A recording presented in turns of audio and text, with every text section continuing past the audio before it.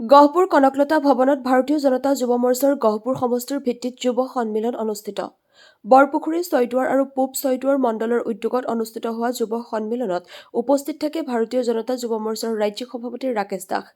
সংবাদ মাধ্যমৰ আগত গৌৰৱ গগৈ প্ৰসংগত উল্লেখ কৰে যে যোৱা পঞ্চায়ত নিৰ্বাচনত গৌৰৱ গগৈ 100% হাৰিছে। তেওঁ এটা বেলুন ইতিমধ্যেই ফুটিল। অখিল গগৈ এজন কমেডিয়ানৰ আখ্যা ৰাকেশ দাসৰ। গহপুৰৰ পৰা অৰূপ ভূঞাৰ ৰিপৰ্ট, AIN লাইভ। চাওক, যোৱা 10টা বছৰত আৰু বিশেষভাৱে 2021 চনৰ পিছত যিধৰণে ডক্টৰ হিমন্ত বিশ্ব শৰ্মা দেৱৰ নেতৃত্বত বিজেপি চৰকাৰে যুৱ প্ৰজন্মক সপোন পূৰণ হোৱাকৈ বিভিন্ন ধৰণৰ আঁচনি লৈছে।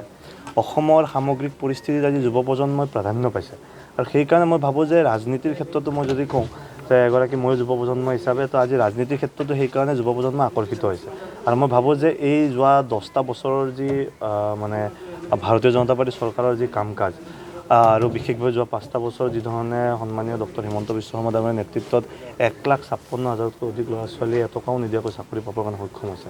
চ' অসমৰ প্ৰেক্ষাপটৰ কাৰণে সেইটো এটা সপোন যেন আছিল। আজি গহপুৰতে থিয় হৈ পেলাই মই ক'ব গৌৰৱ কৰি কৈছোঁ যে আমি এখন বিশ্বমানৰ বিশ্ববিদ্যালয় পাইছোঁ ইয়াত। গতিকে এই বিশ্ববিদ্যালয়খন সেনেকুৱা বিশ্বমানৰ আধুনিক টেকনিকেল বা AI য'ত কোৰ্চ কৰা হ'ব তেনেকুৱা এটা আধুনিক মানদণ্ডৰ যি বিশ্ববিদ্যালয় অসমে কেতিয়াও পাব বুলি চাগে অসমৰ আজিৰ পৰা আগৰ প্ৰজন্মটো সুধিলে আপোনালোকে গম পাব। সেইকাৰণে আজি যুৱ প্ৰজন্মই ভাৰতীয় জনতা পাৰ্টীৰ পক্ষত আছে আৰু আমি এই যুৱ সন্মিলন আয়োজন কৰাৰ উদ্দেশ্য এটাই যে 26ৰ নিৰ্বাচনটো যুৱ প্ৰজন্মই বুজি পাব লাগিব যে 26ৰ নিৰ্বাচনটো কেৱল ইলেকশ্যন নহয়, এইটো আমাৰ কাৰণে এটা সভ্যতা আৰু সংস্কৃতিৰ যুঁজ। গতিকে এই যুঁজখনৰ বিষয়ে বুজাবৰ কাৰণে এই যুৱ প্ৰজন্মক আজি গহপুৰ সমষ্টিৰ অন্তৰ্গত 3টা মণ্ডলে আজি প্ৰায় ইয়াত 2000তকৈ অধিক ইউথ আছিল।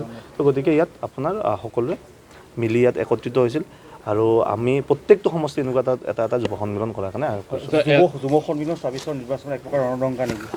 ৰণদংকা আমি আজিৰ পৰা বহুদিন আগতে বজাইছোঁ। আজি অসমত যিধৰণে গ্ৰাছৰুটত কাম চলি আছে, প্ৰশাসনিকভাৱে হওক আমাৰ সাংগঠনিকভাৱে হওক, চ' সেই গ্ৰাছৰুটৰ কাম কাজে আজি সকলো ধৰণৰ ৰাইজক আজি টাচ কৰি থৈ গৈছে।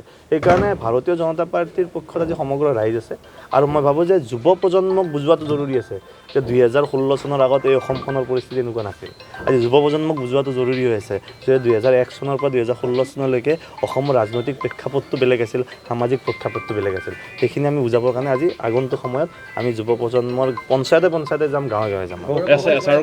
নাই চাওক, এইটো প্ৰতিবাদৰ বিষয়টো এইটো ইলেকশ্যন কমিশ্যনৰ বিষয়। চ' এইটো জ্যেষ্ঠসকল আছে, তেওঁলোকে এইটো বিষয়ত মন্তব্য দিব।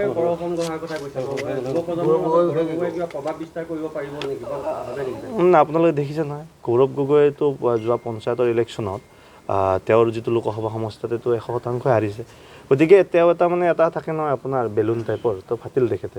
তো গতিকে এতিয়া চিন্তা কৰিব নালাগে, আজিৰ প্ৰজন্ম বুজি পাইছে যে ডক্টৰ হিমন্ত বিশ্ব শৰ্মাই আগন্তুক প্ৰজন্মৰ কাৰণে সপোন বাস্তৱ কৰি আছে আৰু সেই সপোনক বাস্তৱ কৰাৰ ক্ষেত্ৰত আজিৰ প্ৰজন্ম ভাৰতীয় জনতা পাৰ্টীৰ পক্ষত আছে আৰু আজিৰ প্ৰজন্ম ডক্টৰ হিমন্ত বিশ্ব শৰ্মাৰ পক্ষত আছে।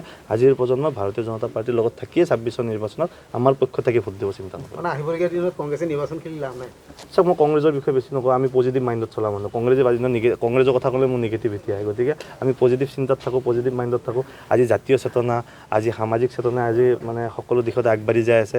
আজি প্ৰথমবাৰৰ কাৰণে 860জন শ্বহীদে অসমৰ যি অসম আন্দোলন, ঐতিহাসিক অসম আন্দোলন 860জন শ্বহীদে আজি স্বীকৃতি পাইছে, শ্বহীদ স্মাৰক পাইছোঁ। আমাৰ প্ৰজন্মৰ কাৰণে সুবিধা হৈছে যে এটা সময়ত যোনটো প্ৰজন্মই আমাৰ কাৰণে আন্দোলন কৰি গৈছিল, সেই প্ৰজন্মটো আমি শ্ৰদ্ধাঞ্জলি জনোৱাৰ কাৰণে এটা স্থান পাইছোঁ। সেইটো আমাৰ কাৰণে বহুত ডাঙৰ। অখিল গগৈ আজিৰ দিনত ৰাজনৈতিক কমেডিয়ান। মানুহে আজিৰ প্ৰজন্মই যেতিয়া পলিটিকেল কমেডি চাবৰ কাৰণে যেতিয়া আগবাঢ়ে তেতিয়া অখিল গগৈক চাৰ্চ কৰি চায়। তো গতিকে আমি অকণমান পজিটিভ মাইণ্ডত, কনষ্ট্ৰাক্টিভ মাইণ্ডত কাম কৰিম বুলি ওলাই আহিছোঁ। গতিকে কিবা কনষ্ট্ৰাক্টিভ কথা সুধিলে বেছি ভাল পাওঁ। গতিকে পলিটিকেল কমেডিয়ানৰ কথা মোক সুধিলাম। আজি গহপুৰ সমষ্টিত বিশ্বনাথ জিলা যুৱ মৰ্চাৰ অধীনত আমাৰ গহপুৰ সমষ্টিৰ 3টা মণ্ডলৰ যুৱ মৰ্চাই এখন যুৱ সন্মিলন আয়োজন কৰিছিল।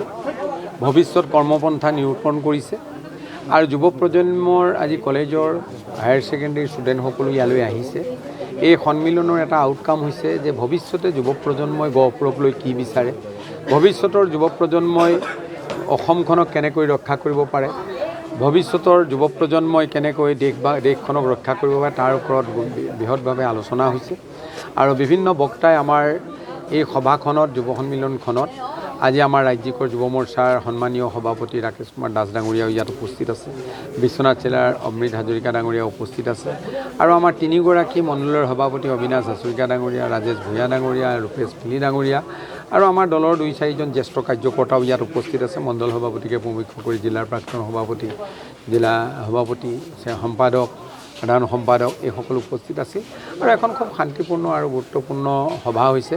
এই সভাখনে এটা লক্ষ্যত আমি উপনীত হৈছোঁ যে গহপুৰৰ যুৱ প্ৰজন্ম আজি ভাৰতীয় জনতা পাৰ্টি মিত্ৰজোঁটৰ লগত আছে। যিহেতু 16 চনৰ পিছত অসমত যি যুগান্তৰকাৰী পৰিৱৰ্তন আহিছে, যুৱ প্ৰজন্মক লৈ কওক, মহিলাসকলক লৈ কওক, জ্যেষ্ঠসকলক লৈ কওক, মধ্যবিত্তসকলক লৈ কওক বা সেলফ ডিপেণ্ডেণ্ট যিটো আত্মনিৰ্ভৰ অসমৰ ক্ষেত্ৰত মাননীয় মুখ্যমন্ত্ৰী ডাঙৰীয়াই ডক্টৰ হিমন্ত বিশ্ব শৰ্মা ডাঙৰীয়াই যি প্ৰয়াস কৰিছে, আজি ছুইজাৰলেণ্ডত গৈ ৱৰ্ল্ড ইকনমিক ফৰামত আজি ভাগ লৈছে, ইণ্ডাষ্ট্ৰিয়েলিষ্টসকলক আমন্ত্ৰণ কৰিছে আৰু ভৱিষ্যতে ছেমি কণ্ডাক্টৰ ইণ্ডাষ্ট্ৰীৰ যি চিপছ ইয়াত তৈয়াৰ হ'ব, সেই তৈয়াৰ হোৱা চিপছবিলাকৰ ওপৰত ছেমি কণ্ডাক্টৰৰ ওপৰত তাত ইলাবৰেট কৰা হৈছে যে ভৱিষ্যতে ইয়াত কেনেকুৱা ইণ্ডাষ্ট্ৰী আহিলে, কিখিনি কাম কৰিলে অসমৰ ছেল্ফ এমপ্লয়মেণ্ট হ'ব, অসমৰ য়ং জেনেৰেশ্যন কেনেকৈ এমপ্লয়মেণ্টত যাব, অকল চৰকাৰী চাকৰি নহয়।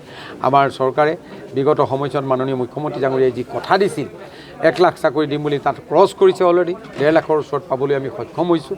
ঠিক তেনেকৈ অহা বছৰ মাননীয় মুখ্যমন্ত্ৰী ডাঙৰীয়াৰ প্লেনিং আছে অহা পিৰিয়ডত। আৰু মই ভাবিছোঁ এতিয়া যুৱ সন্মিলন পাতি আমি এইটোৱে কৈছোঁ যে এতিয়াৰ যুৱ প্ৰজন্মৰ কাৰণে this is the golden opportunity for youth section of Assam. এনেকুৱা অপৰচুনিটি স্বাধীনতাৰ 75 বছৰৰ পিছত কোনো চৰকাৰৰ দিনত অহা নাছিল, অকল ভাজপাৰ মিত্ৰজোঁটৰ চৰকাৰৰ দিনত হৈছিল। গতিকে যুৱ প্ৰজন্ম আজি আকৰ্ষিত হৈছে আৰু আজি আপোনালোকে দেখিছে স্বতঃস্ফূৰ্তভাৱে আজি বিভিন্ন পঞ্চায়তৰ পৰা, মোৰ 28খন পঞ্চায়ত, নগৰপুৰ নগৰ, এই সকলোৰ পৰা আহি যুৱ প্ৰজন্ম আজি একত্ৰিত হৈছে আৰু অংগীকাৰবদ্ধ হৈছে। আমি 2026 চনত গহপুৰত বিধায়ক জিকোৱা আৰু অসমত ভাজপাৰ চৰকাৰ হোৱাটো একদম নিশ্চিত কৰিছে আজি যুৱ প্ৰজন্মৰ উপস্থিতি। আজি 22 জানুৱাৰী যি যুৱ সন্মিলন আমাৰ এই গহপুৰ কনকলতা প্ৰেক্ষাগৃহত অনুষ্ঠিত হ'ল। আমাৰ বিশ্বনাথ জিলা যুৱ মৰ্চাৰ সহযোগত বৰপুখুৰী, পূব ছয়দুৱাৰ আৰু ছয়দুৱাৰ তিনিওটা মণ্ডল যুৱ মৰ্চাৰ উদ্যোগত আজি আমি এই যুৱ সন্মিলনভাগ গহপুৰ কনকলতা ভৱনত পাতিলোঁ আৰু ইয়াত পূৰ্ণ সঁহাৰি জনালে আমাৰ গহপুৰ সমষ্টিৰ বিধায়ক উৎপল বৰাদেৱে। তেখেতৰ তত্বাৱধানত, তেখেতৰ ফুল গাইডত আজি আমি এই কাৰ্যসূচীভাগ সফল হ'ল বুলি ভাবিছোঁ। প্ৰায় গহপুৰ সমষ্টিৰ 2000তকৈও অধিক যুৱক যুৱতী এই যুৱ সন্মিলনলৈ ওলাই আহিছে আৰু আমি কাৰ্যসূচীভাগ সফল হোৱা বুলি ভাবিছোঁ। যিকোনো খবৰ বিজ্ঞাপনৰ বাবে যোগাযোগ কৰক 7896121996।